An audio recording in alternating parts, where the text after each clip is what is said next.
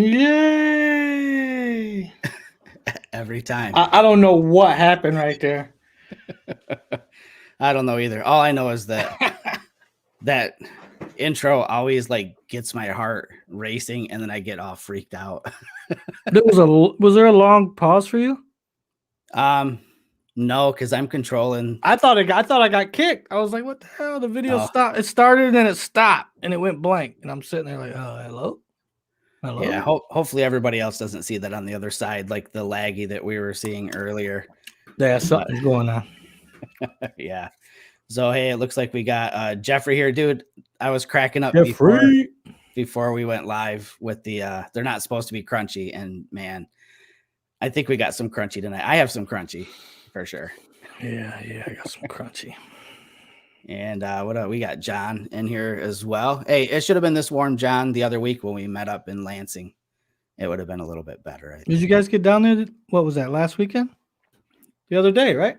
Yeah, I think it was Sunday, maybe. Yeah. I don't think I've seen any photos. I thought I shot some cool ones of Mark that I gave to him. I don't think I shared anything from down there. Mm-hmm. Hey, Russ. Yeah, we're having pretty decent temperatures the last few days. 70 yesterday here. Kind of unseasonably warm, but I'm not complaining at all. I'll take it. Yes, sir. So, hey, let me just say welcome to episode 157, everybody. Tonight, Jerry and I are going to bear it all. We're going to show you just, everybody goes through, learning, right? And I've been wanting to do this for a while, just kind of show the progression for myself. I mean, don't think that if I show a picture and it's like similar to what you're currently doing, don't think that I'm poo-pooing what you're doing. It's just for myself, seeing where those pictures are and then developing a style after that. So, right, for sure. Over the years. Yep. And like I said, everybody has to start somewhere. So I'm not ashamed to show them. Not ashamed. I'm embarrassed, but I'm not ashamed, I don't think. But it ought to be pretty fun. I mean, that goes for everybody. When you first get a camera, you're learning how to use the camera, and you're going to take crappy photos. Oh, yeah. And then you learn how to use the camera, and then your photos get better. I mean, exactly. Yeah. And it's, yeah, we'll talk about the things that we did to move forward for sure. I almost just jumped right in and started talking about that stuff right now, but I don't really want to do that. What up, Dwayne? How's it going? Hey, look it. It's my mom. Hey Mom. And so this is cool. You can't really see, but over there in the dark in the corner, it's Shelly. She's not in the chat room today. So it's funny. I got my mom in the chat room, my girlfriend on the couch. Hey, what do you say? Do you want to just jump right into this, dude? Because we have a lot of pictures to share. Yeah, let's do it. All right, who's going first? You go first. It was your idea. Dang. Oh boy, I get to talk about some cheesy stuff, but that's okay. All right, so, oh boy, I can't believe I'm doing this. So here we go. So I tried to break this down into like subject matter, I guess. And so I'm going to start off with the thing that I shoot the least and I am the most horrible and terrified of. And don't pay attention to the cheesy watermark. Yeah, I think we all got those in the beginning. Yeah. So in the beginning, I thought I'm going to get rich. I'm going to shoot people. I'm going to be a photographer. And what am I going to call my business? And somehow I settled on Visual Inspiration Studios. And I thought that was the coolest name ever. And I don't know. And then you realize it was long as hell. Very. Like, can you imagine typing that in to a web browser to get to see this picture? Right. I don't think so. So this was shot in 2008. And this was one of my first ever like senior portrait shoots or what have you. And I guess what I want to talk about in this is that back then, just learning. So this was with an Olympus E3 DSLR, I believe, or maybe the E500 even way back. And I think I relied a lot on presets in like Lightroom and stuff to make up for my inconsistencies in shooting. And, so I didn't know enough about lighting and things like that. So hence, her face was really blown out, and I didn't know how to fix that or even things out. So I just kind of settled for using presets to deliver a look to clients, even though really what I was doing at the end of the day was really just trying to cover up what I didn't know how to do. I didn't know things about posing back then. So, you've got feet cut off in the background, and, her forearms are completely chopped off pretty much at the elbow. I've since learned, try to avoid cropping at joints, Yeah. things like that. Pay attention to your background and make sure that things that you want in frame are in frame and things you don't aren't. So, I guess moving forward, this was shot last year. And again, I still don't consider myself like a people shooter, but the pose is very similar. So it's kind of why I chose that first one to show compared to this one. So as time went on, I learned that don't be afraid to learn how to use lights. I was terrified of using lights. I was one of those people that just insisted on telling people I'm a natural light photographer. And I think half of that was just me scared of trying to learn how to use lights. And so I spent a lot of time with my kids. When I got my first hot shoe flash, I learned pretty quick to get it off the camera. So I ended up getting one of those big L brackets and, got it off the camera and just really spent a lot of time online. Like, I think the guy's name back in the day was David Hobby. He was like the strobist, I think was his name online. And he was all about using, hot shoe flashes off the camera to light. So I just invested a lot of time into learning light. And then I think in the last 2 years, I've gotten pretty comfortable with understanding how to balance fill light from a flash with your background and ambient light. And this is probably, it's one of my favorite shots that I think I've taken since I've figured out how to use the lights. Right. And my biggest takeaway from this for people, excuse me, is to don't let your fear of something keep you from investing the time into learning it. What do you think, Jerry? It's worth it to you just got to go for it, man. Don't be afraid to fail, right? For sure. And by the time I got to this shooting here, I was nervous that day. I'm always a little nervous before a shoot. Even though I might know what I'm doing most of the time, right. There's still always a little bit of nerves. You don't want something to go wrong, but again, I get a little bit like that before a wedding. Yep, exactly. There's like everybody has a little bit of anxieties about shooting at people, especially for a paid event. But in this case, I had since learned that investing in great glass makes a lot of difference. So this was shot on the Olympus EM1X, and this was shot with the 45 millimeter 1.2. And that lens is it's ridiculous how sharp it is.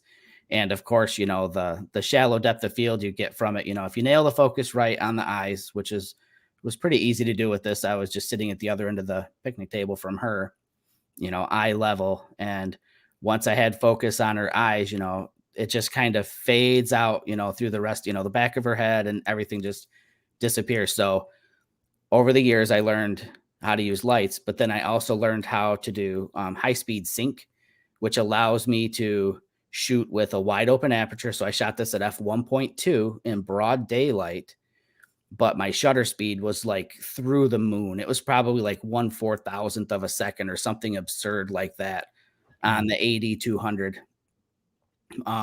So again, being able to balance the light out. And I think that if you're not familiar with lighting, you might look at this picture and not even realize that a strobe was used in this because it balanced out so well. But the catch lights in her eye, I think, really give that away. Yeah, it looks good. So I think, again, my takeaway over the years from shooting people was, get away from depending on presets and stuff like that to try to fix where your shortcomings were as far as, exposure and stuff, and just learn how to light. And I'm not saying you have to use off-camera lighting and strobes and all that, but it definitely is a benefit, to learn how to use those tools. Right, for sure. So the longer, and this goes for pretty much every genre of photography for me now. Um, the longer I've been shooting, the less editing I like. Very good point. Yes. Like Yep. you'll see some of my photos that I'm gonna show later on. Some of them they're really saturated. Yeah. And, Yeah, I got some and bangers to show you. right, right. And as time goes on, I think I don't want to say you mature as a photographer, but the less the more natural the better, at least for me. I see a lot of portrait photographers that their shit's just so over edited. No, I think Now, mature is a good word for it. I'm not saying that there's anything wrong with that if that's their style, but for Mhm. me, that's just not my thing anymore. You know what I mean? Yep. No, you're 100% on. I think, using the word mature is perfect because, part of the maturation process is developing a style, and yours is not crazy saturated people. Right, right. Well, look at HDR. When I first saw HDR, I was like, oh my god, it looks like a painting. Yeah. And every HDR photo I did that I look back on now was horrible. Yeah. But as time went on, I learned to cut back on it Right. and make it look more natural, but still give you that effect. Yeah. So, yeah. So this this next shot would be a perfect example of that. Oh, look at that halo. And at the time, I thought, There's two dang, Jamie, sunsets. this is pretty awesome, like, Oh yeah, for sure. so this is a spot that I mean, well, when I have to go to the office, I have driven back and forth past, for like 25 years.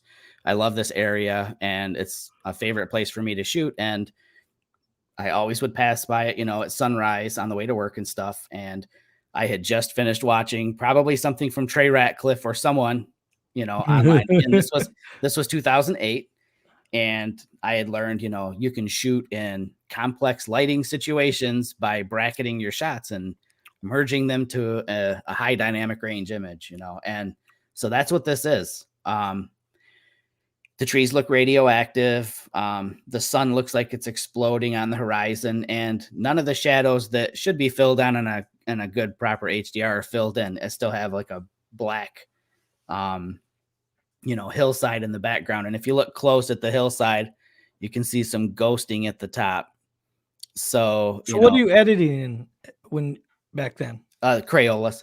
I mean, that's pretty much what it looks like is Crayolas. I think it was probably Lightroom. I mean, it would have been Photoshop? Lightroom. It would have been Lightroom, Yeah. but you would have had to export out. So I was probably using Photomatics to do the HDR back then. Gotcha. So, again, a new technique kind of came onto the scene and everybody was jumping on it, and I jumped on it and I made the radioactive landscape photos like a million other people did. Yes, sir. Not fully understanding at the time, I don't think, what the potential of it was. I was just kind of throwing everything in, and letting the garbage come out the other side and thinking that was what it was supposed to be. So this is the same location, just further over to the left from where you saw that shot. Again, another sunrise. But over time, I learned, how to work with the HDR process better. I also learned that composition matters a ton. Yep. This shot, I mean, compositionally speaking, it's sort of okay. I've got the tree line on the right that kind of gives you a leading line in towards the left of the image, but more towards the center, I guess. You've got the sun on the left, which is where your eyes are going to be drawn to, and this gross halo on the horizon. But moving forward, the morning that I was shot this, I met up actually with Mark Miller for a sunrise at this spot. And over the years, I'd seen this rock pile here. It's kind of like a rock wall in a way. It's just, they're mounded up and they go in a straight line off into the distance, like you can see in the picture. And we got there and I knew that I wanted to use the rocks. I had since learned, for me, I like a foreground element, something hard and stationary, like something that just anchors everything. And I got to that position, and I know originally I started off just to the right of the rock wall, and I was watching the clouds coming towards us, and I realized they would kind of be lining up with the direction that the rock wall was facing. So I just climbed right up into the pile of rocks and set up my tripod and just went from there. So this is a bracketed shot. I'm also using filters. So I'm using a Nisi reverse graduated neutral density filter. So again, another thing I learned over time is how effective filters can be. And then when you couple filters with a technique like HDR, I mean, it really stretches out, the possibilities of an image.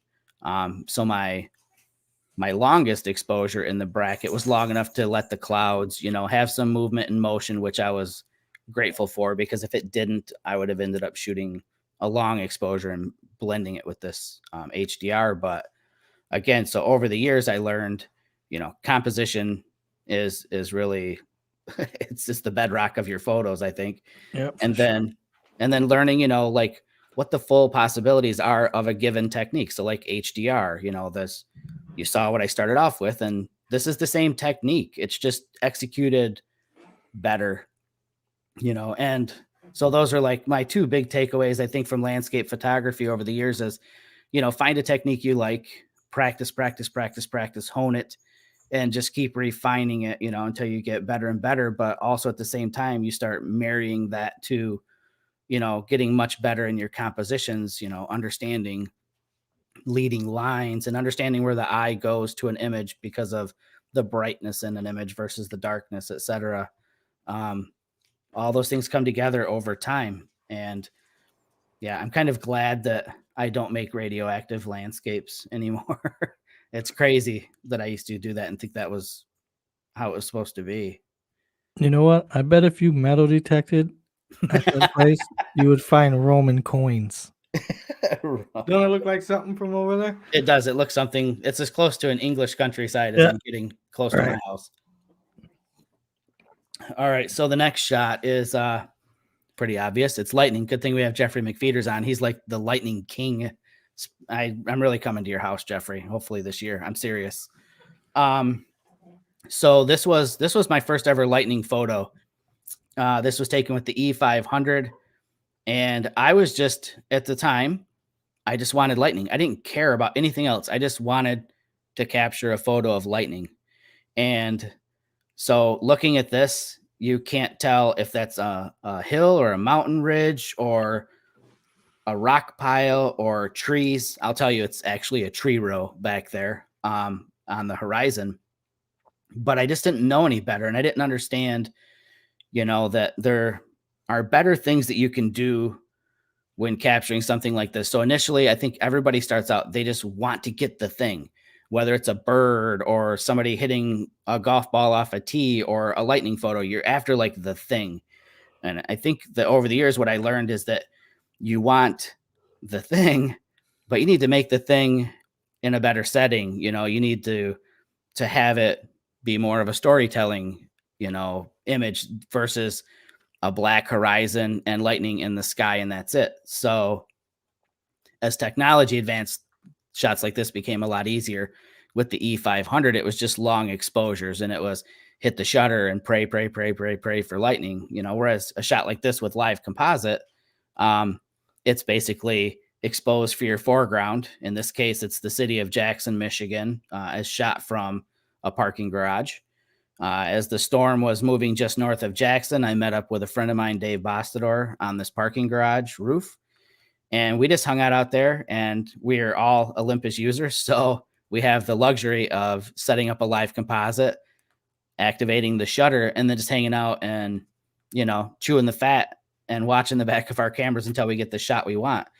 But even though the technology makes that so much easier, you still have to be in the frame of mind to compose a shot. You have to put things in your scene. You still have to expose, in this case, your foreground properly and things like that. So that's what I did. There's this big church in Jackson, and my first couple of shots, that church was in the center of the frame, and it looked cool. It looked really good. The composition was great, but the building that's in the lower left corner has a ton of lights on it.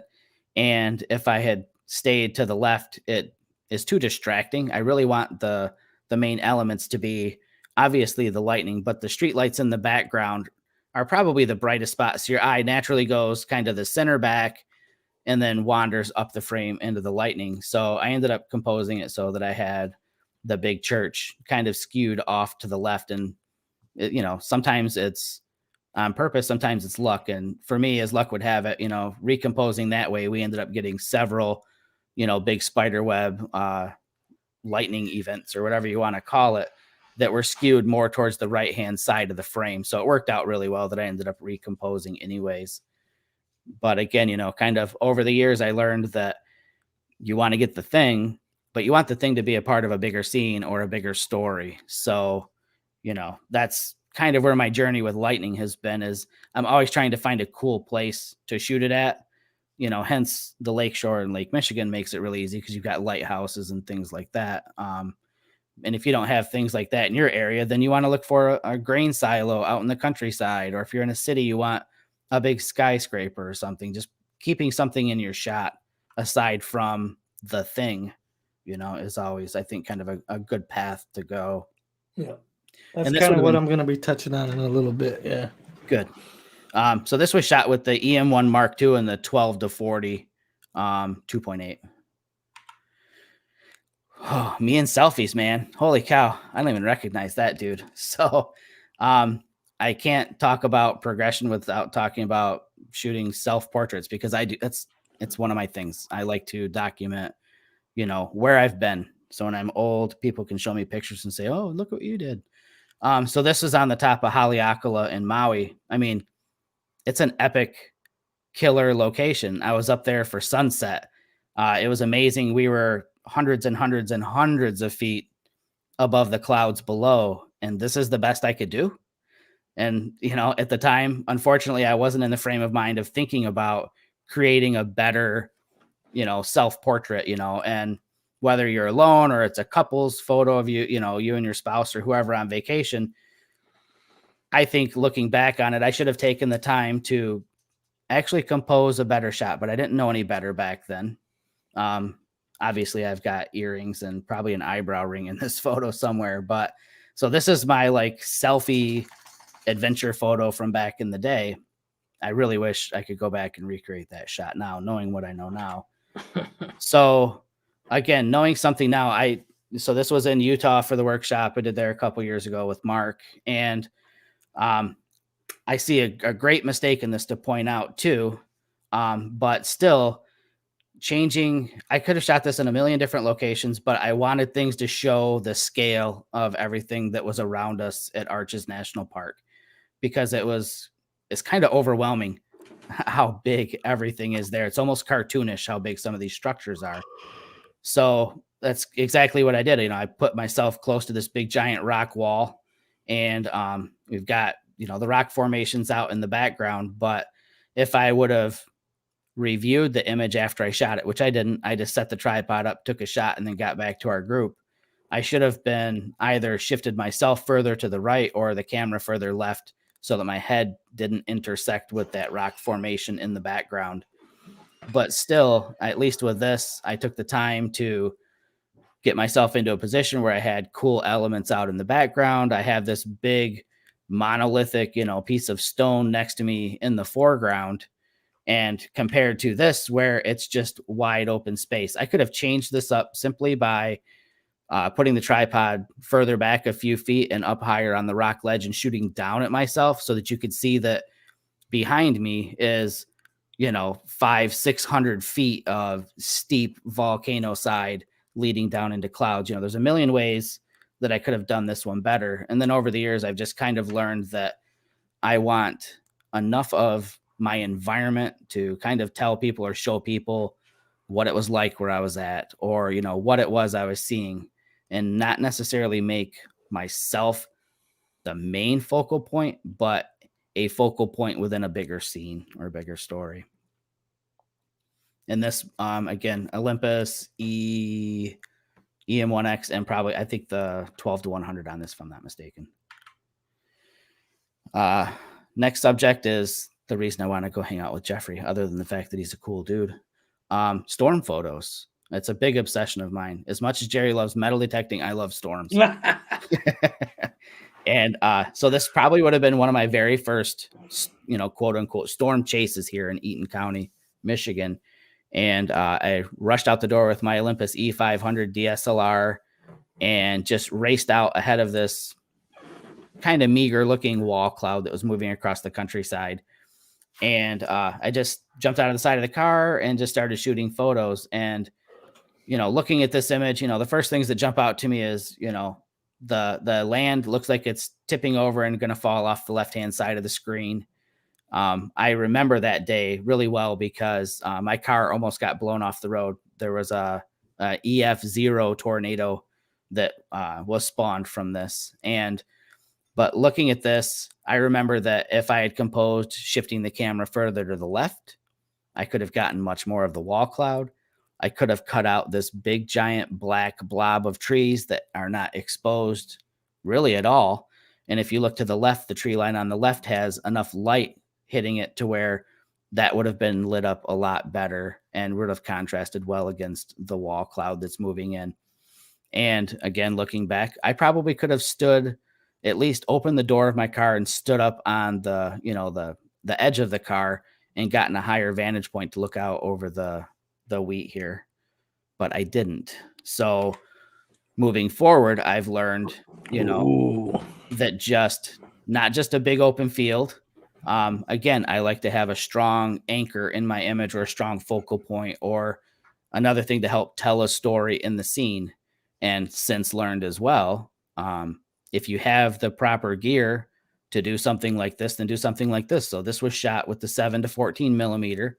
At 7 millimeter, obviously it's super wide, and the horizon line is kept pretty close to the center on this, which removes a lot of the distortion that you might get from an ultra wide, even like the 7 to 14.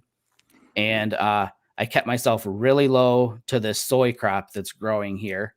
And because the barn, obviously sits higher than the soy, it's not like I'm losing anything by getting down so low. I think it just exaggerates the perspective and adds a lot more depth to it. And again, composed in such a way that I have a ton of the wall cloud because I'm shooting ultra wide, and I keep the barn in the left. And for me personally, the way I view this image, I look at it, my eyes on the barn, and then I'm wandering off to the right from left to right, watching that wall cloud as it meanders off into the distance there.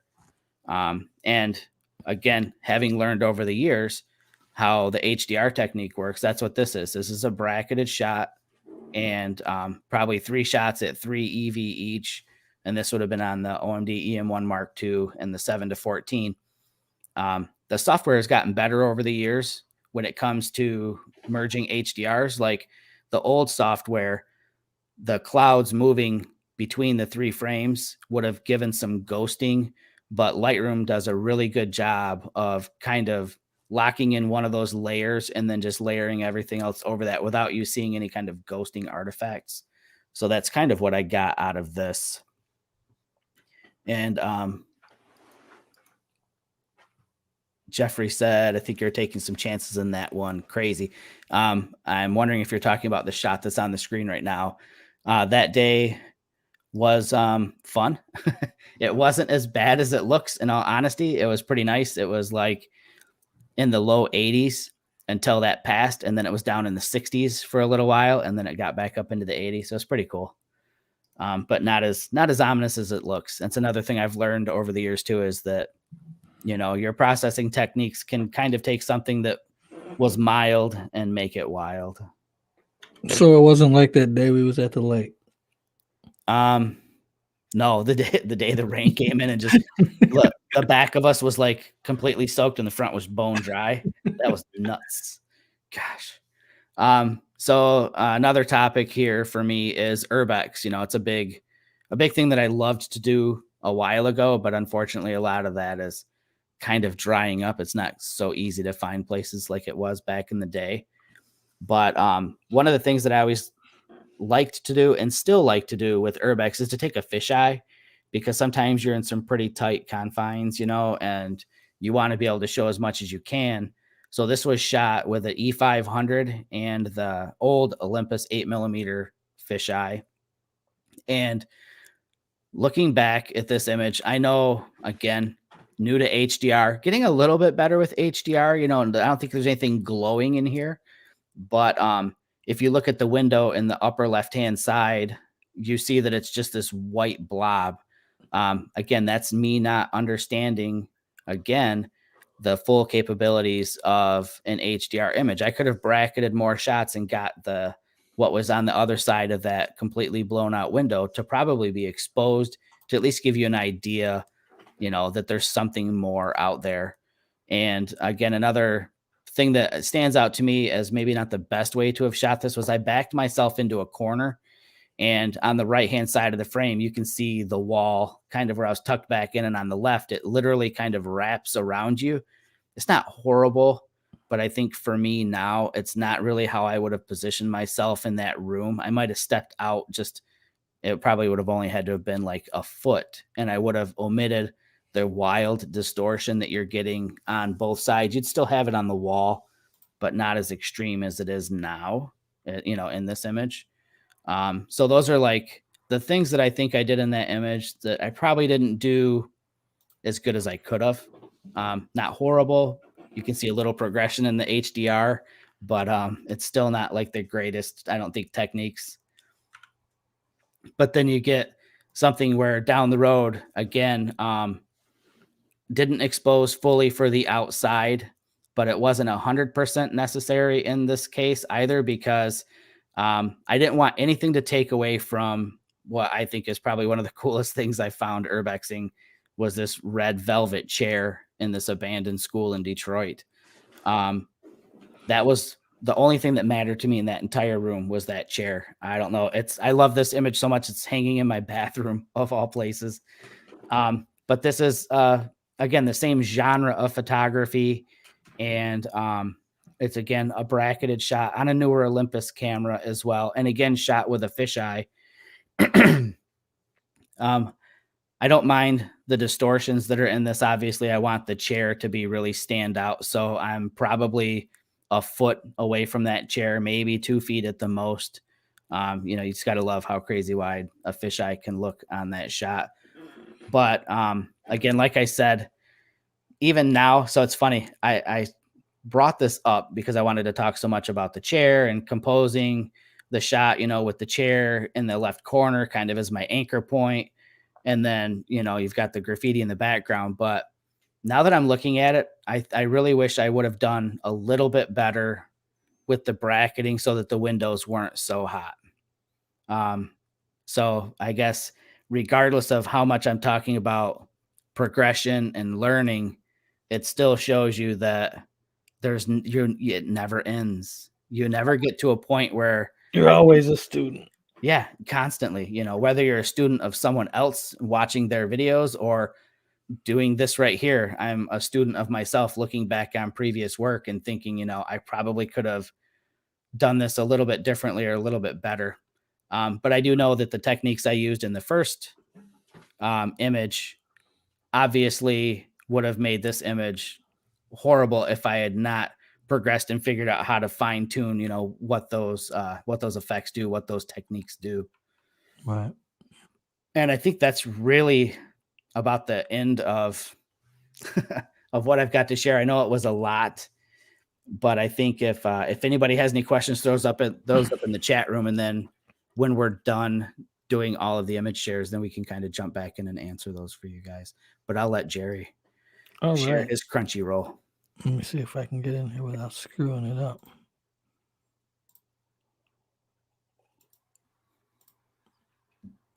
Mm-hmm.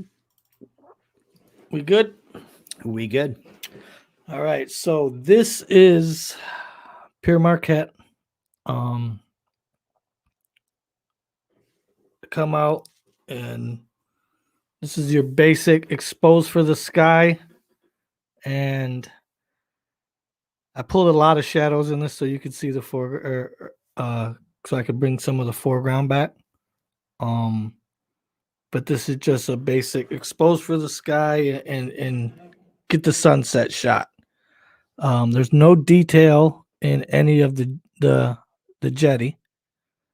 You can see a few holes in there, but as far as the rust and the lines, there's none of that. You can't see any of that.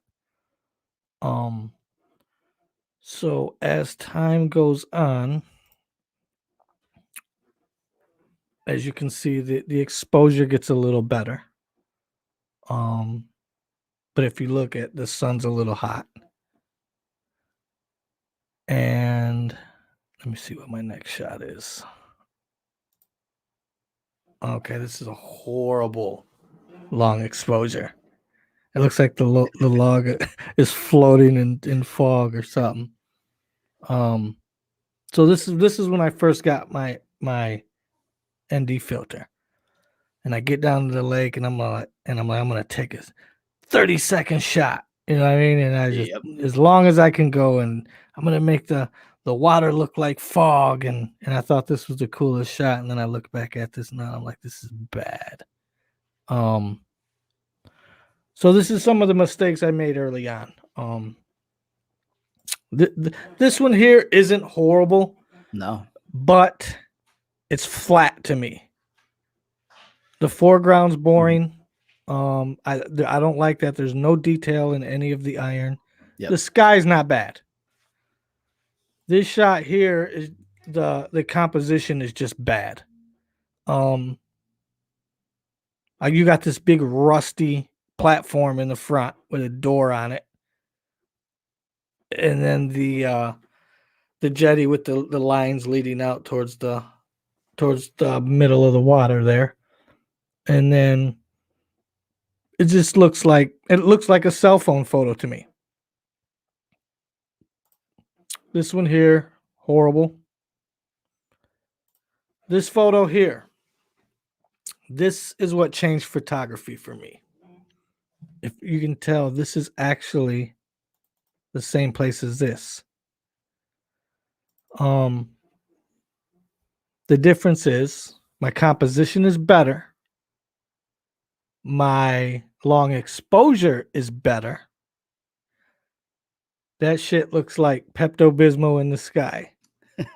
That is pink. The sky's a little blown out. Well, it's a lot blown out.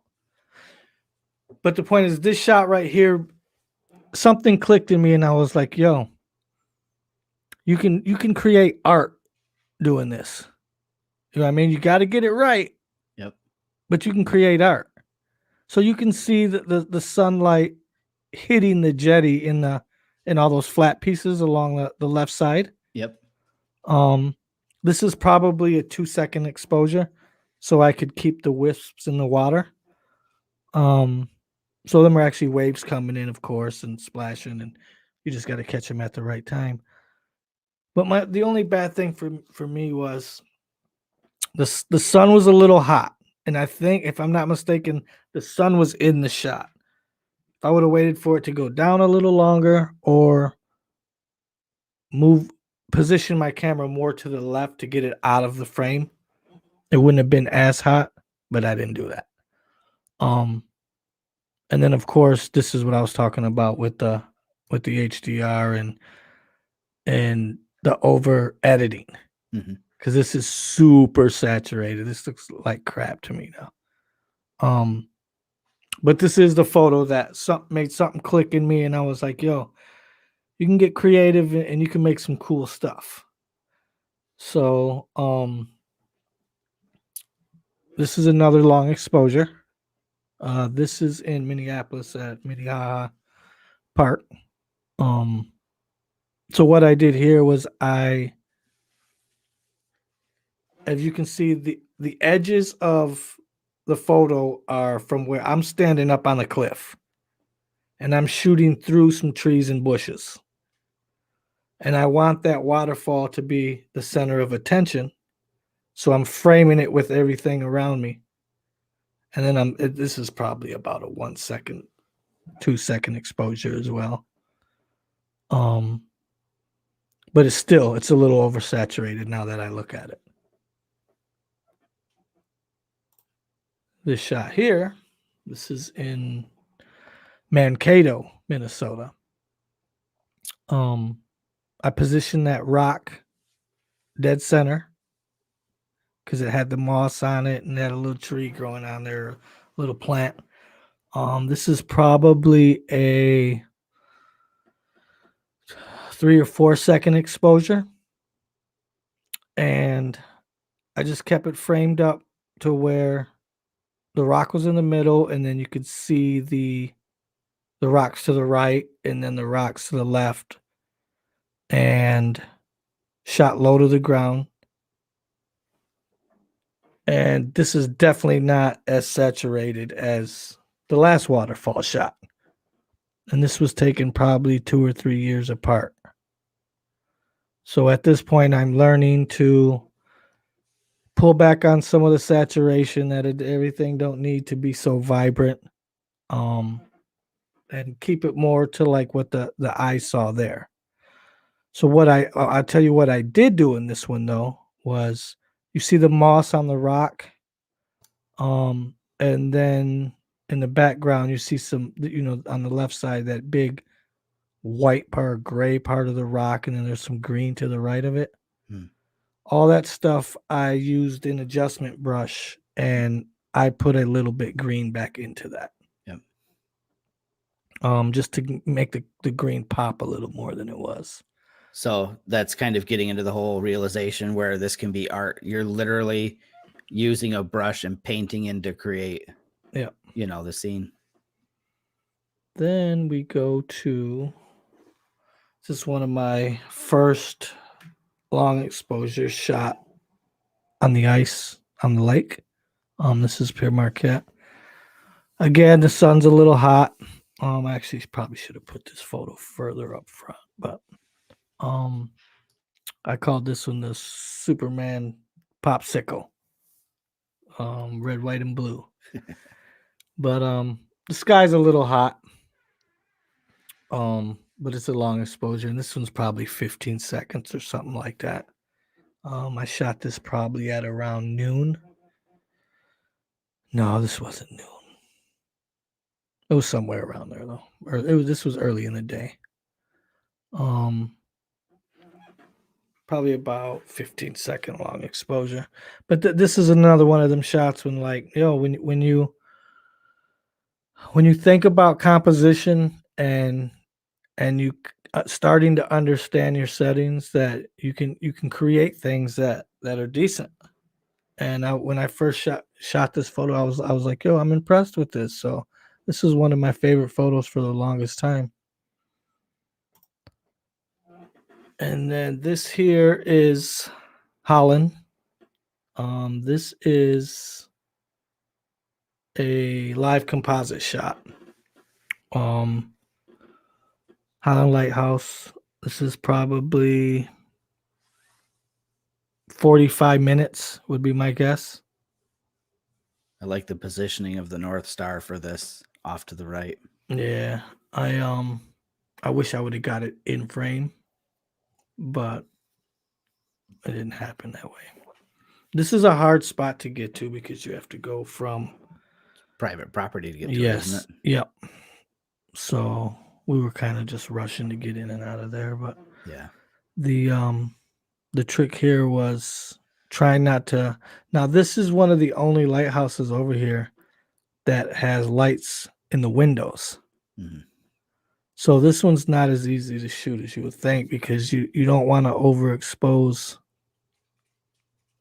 the inside of them windows. And as you can see, there's a little bit of glow around that bottom left window that's bleeding onto the lighthouse. It's a little hot, but I thought it looked cool. I thought it looked like there's some energy going on in there. You know what I mean? Oh yeah. So, but there's a probably about a 45-minute live composite, and I want to say this is probably EM5 Mark II, I think.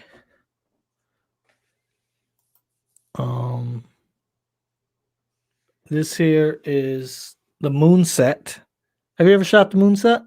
Yes, once. Supermoon. So this is EM1 Mark II with the 40 to 150, and I handheld this. This was a funny story because I was out there and all these photographers were out there to shoot this, and they're all with their 5D Mark IVs and their D810s and their tripods, and I went out there and I laid down on the ground, handheld this shot, and they're like, "Where's your tripod?" I'm like, "I don't need one." And I got up and left. So this is one of those things where I started like when I started really taking photography more as an art form than just taking photos. Mhm. You know, you get your composition right. So I laid on the ground so I could get that, and then I racked that all the way out to 150 to get that compression. Um, got the little bit of blur in the foreground because I'm almost eye level with the water, and it pulled the lighthouse in, and then at that point you just wait for the moon to get in position. And I didn't want it right dab in the middle of the lighthouse because I still wanted you to be able to see it was the moon. Yep. Um, so I think I timed that one pretty good. I really like this shot. I thought this one was pretty cool.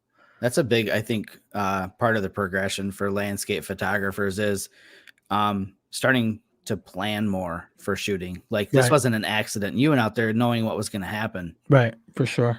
And I think when you do stuff like that, you come away with better photographs. Yeah.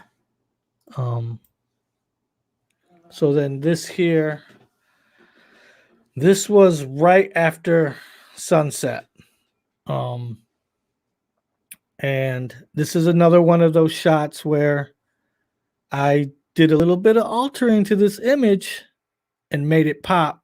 And I consider this more of an artsy image than just a photograph.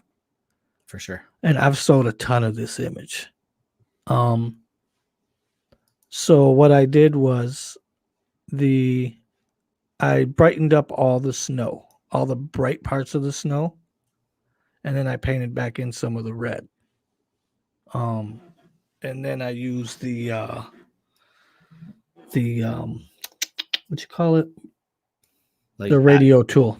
Oh, okay. Gotcha. And then just to darken down the edges and kind of draw you towards and not even so much as the whole lighthouse, but the front of it where you can see the little snow on the door. And it almost looks CGI, like something right, from a video game. Right.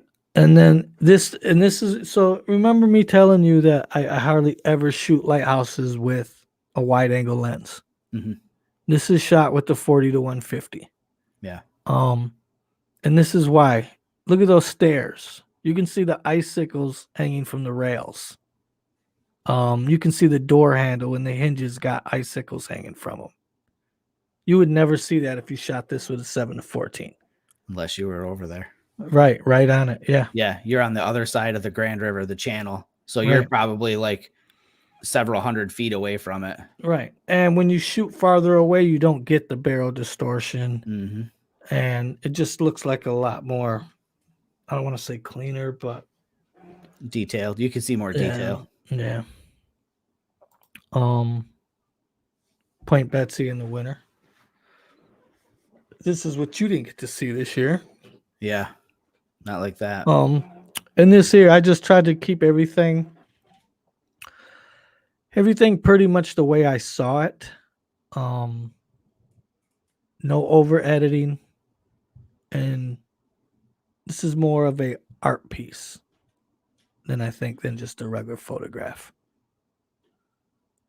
Once again, I'm laying on the ground. You can see all the ice in the foreground. And then I think this is 40 to 150 as well. And I laid down at the other end of the beach and just shot down the beach and pulled the lighthouse in without doing too much over editing on this. And then this is the same thing here. I actually shot this one the same day, I believe. This is Frankfort, Michigan. And not a whole lot of editing done to this one. 40 to 150. I was down the beach. I racked it all the way out to 150. Got close to the ground. And I shot a ton of photos to get just this one because I was trying to get the wave action right. And that's one thing that when you're shooting stuff like this, that people should think of too is don't just take 1 or 2 photos. Take 15 photos.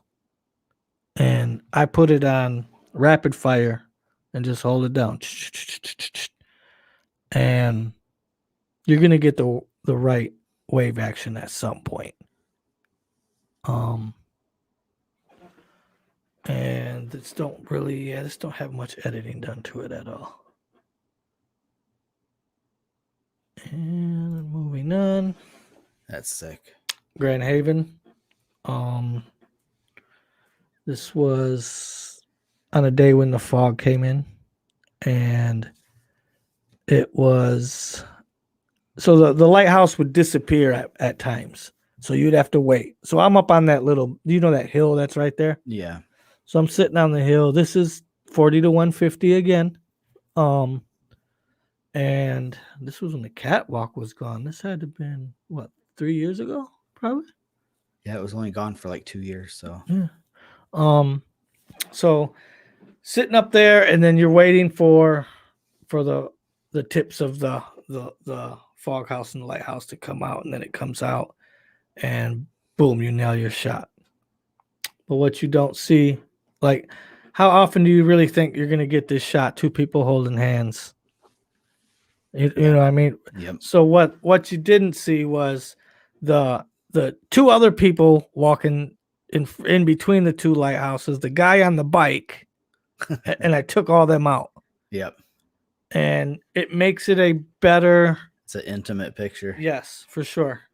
And so don't be afraid to take stuff out of your photos that don't belong there, because they didn't belong there. This is a way better photo without them in it. Oh yeah. No, it's art. Yep. And then I think I got one more. And this is the same thing. This is sick. This reminded me of Game of Thrones for some reason. I have no idea why. The little barb rod sticking up out of the ground, and then this was taken the same day, of course. And then you can barely see the fog house in the background, and then these two people are walking. Nice. They're walking towards me, I think. And I just wanted that lighthouse in the middle to be the center of attention, with those people right in line with it. Yep. So, and there was actually people on the sides, on each side of this photo, and again, I took them out. Yeah. Because I just wanted these two people to be the subject along with that lighthouse in the middle. Makes me want to get over there on a foggy day. I have yet to shoot over there on a foggy day. Once at night, I guess I have, but right. Yeah, and that's it for me. Nice. Jeez. It's a good set. So like yeah, you see the progression, man. I mean, it's about composition. It's about not trying to do too much. And let your photo speak for itself and tell the story. So Jeffrey, good question. If we have any good tips on how to continue to improve as a photographer, do you have any tips on how to continue, even for somebody keep shooting 20 years later? Keep shooting. I agree. I think something that's shoot different things. Yeah. That's why I shoot so many different things, because I get bored shooting the same thing over and over again, and then you don't want to go shoot. Yeah. So for me, I'm like, I'm going to shoot something else because I want to be out shooting. And then what do you do if you're the person who's always shot everything? You metal detect. Yeah. I think for me lately, like over the last 2 years, it's been a lot of it comes down for me to my social circle. And it's funny, it's ironic and funny and everything that Jeffrey asks the question, but like, I don't know if he realizes how much he inspires people like me too. So I think that having a really good social circle of people and seeing what they're doing. So like Jeffrey shared photos today, lucky him, it's storm season already for him. And he's already out getting insane lightning photos. And it's sometimes it's images that people create that are inspiring and motivating to get you to get better and progress. And then sometimes it's technical things. So Jeffrey was explaining his technique for shooting lightning using some of the features on Olympus, like the Pro Capture. And I've been using it's when we first saw Pro Capture during an Olympus Visionary Summit, the first thing that I said out of my mouth sitting at the round table was, can we shoot lightning during the day? I think we can shoot lightning during the day. And that's really as far as I ever got with it. I never took it into the amount of detail that Jeffrey did. And seeing his post today just let me realize that, um, again, it's like HDR in the beginning for me. I figured out this new tool or technique and I used it, and whatever the results were, whatever. But over time, you learn that you can do other things with the same technique or equipment or whatever. So for me, I think to get better and progress over time is have an active social circle of people that are active shooters, and draw inspiration from them. Watch what they do. Like try to emulate some of their techniques if they look like things that match your style.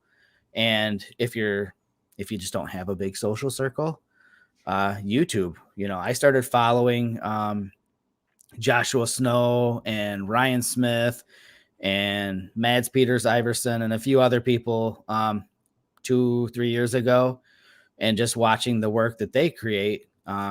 They shoot the things I like to shoot.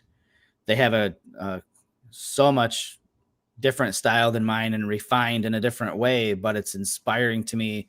So I've spent a lot of time watching their videos and seeing what they're doing. I'm starting to do a ton more of focus stacked landscape images. It's a technique I knew about forever ago with macro, never applied it to landscapes, but now I am more and more.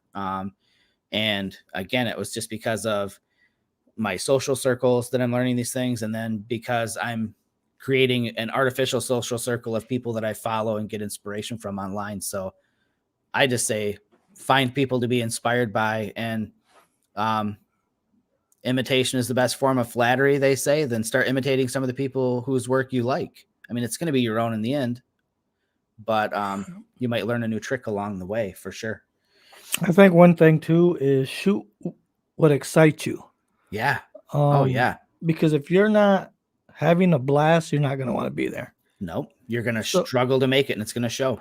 I've been shooting just a lot of street stuff lately, and not so much like people in the street, things. But things like cars with covers over them, or cars covered in snow, or houses that are half covered because it burnt down, or just random stuff that I see in my neighborhood. Yep. And I like doing that. I mean, I'm excited to do that. It's well, you're old enough to probably remember Time Life magazines. Looking at some of your pictures remind me of like someone who is doing a piece on parts of America, like that are less traveled or less visited or what have you.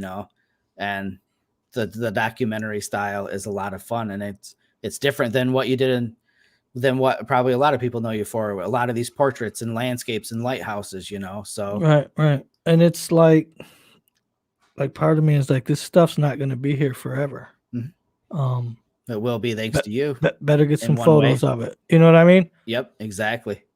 And it's so much different. I take a different approach to that than I did the landscape stuff. The landscape stuff, I wanted it to be artsy because people are going to buy this and put this in their living room. Yeah. So it had to look the part.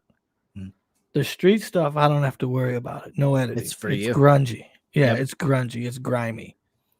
And that's actually what I started shooting when I first got my camera, and I just kind of fell back into it. Yep. So Travis, that's a good statement. I remember that. And you can see that on my Flickr account. If you go back and look at how I would post 50 or 60 or 70 images a week, and I might have a ton of images from the same location because I, like you, would go to the same place, whether it was the barn I was shooting or lighthouses or what have you, and shooting, hundreds of photos. But now it's funny because Travis is one of those people that I know I was with when I would go and shoot at places. As I got better, we would start talking about how many pictures people shot. And I'd be like, yeah, I shot like 10. And everybody else shot like 200. And they're like, right. Why, how, why are you only shooting 10? But again, you get that level of progression. You get to know what you need to make the image you want. And the rest of the time is just spent being there. I can kind of understand that to a degree. It depends on what you're shooting. I mean, like if I'm shooting waves, you got to get the right wave. Oh, yeah. So you're going to shoot 50 photos till you get, you're only going to share one. Yeah, it's just like, yeah, there are certain genres, yeah, where that's just part of how it works. Sports, Right. you're gonna fire off 500 frames, you know, during a basketball game, probably more. I don't shoot Right, because sports, there's but been many times that I did just that, took 5 photos and didn't like any of them. yeah, And I was like, I should have taken more and got it right. So What- you settle. yeah, And that's one of the things too is in my photography I learned to stop settling Mhm. and just to make a post. Let's talk about the big secret in photography, which is all these people who you see their work that you admire, you only see the very, very best of what they shoot. I spent years Oh yeah, for following sure. people online and thinking, how are they making all of these amazing photos, not realizing that they're only showing everybody the very best stuff. And I'm Yep. thinking, how can they do this repeatedly? They don't, you know, they'll shoot just like everybody else. They'll go to a spot and they'll shoot 10, 12 photos or whatever. And they have one that's really great. And the rest are not quite there.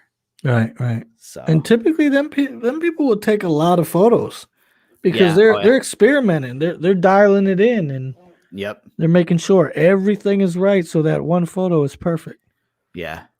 Adam misses me having a series. If you tune into the USA Network on Thursdays at 8:30, I have a new series coming out. No, I'm assuming you're talking about The Barn or something. I'm not sure what it is, but I should have a series of something going. I kind of miss doing that too. You know, Jerry and I have talked a million times about both getting a series going of something. Like we talked Right. about doing it with the Fujis. We've talked about doing it with the Right. pens.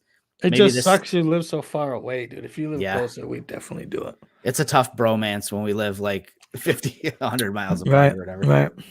right. So Jeffrey says he appreciates the randomness, Jerry. He's doing some more random approaches now. Well, Yeah. If random is good, man. If a storm comes, he's gone. Grr. Dude, you live in the best place for that. Oh my gosh. Right. So jealous. But so I think we could probably wrap up the show. Hopefully we offered a little bit of insight into at least, you know, how our progressions worked. And for those people who are watching this that are new to photography, I hope there's a few takeaways within all of this talking and image sharing that that resonates and with you and makes sense.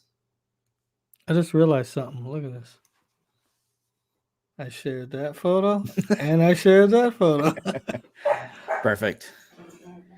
But all right, well, you guys, thanks for tuning in tonight. Appreciate it. Appreciate the questions and comments in the chat as always. We're really Oh wait, hold on. What about this multi-exposure he talked about?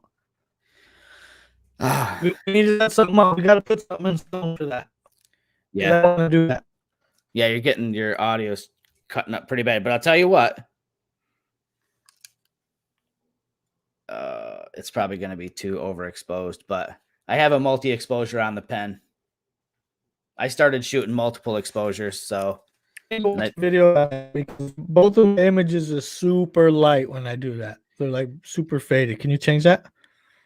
yeah, there's well, I think for one, it helps with making sure that one of your images is dark anyways to begin with. You know what I mean? That helps. Oh, gotcha. So like I've got one on here that turned out pretty good. And what I did is I turned the exposure comp way down and darkened up my background and then shot a portrait of my son with regular exposure against a white sky. And that seemed to work out pretty good. Hey, but before we go, there was one other thing I wanted to share.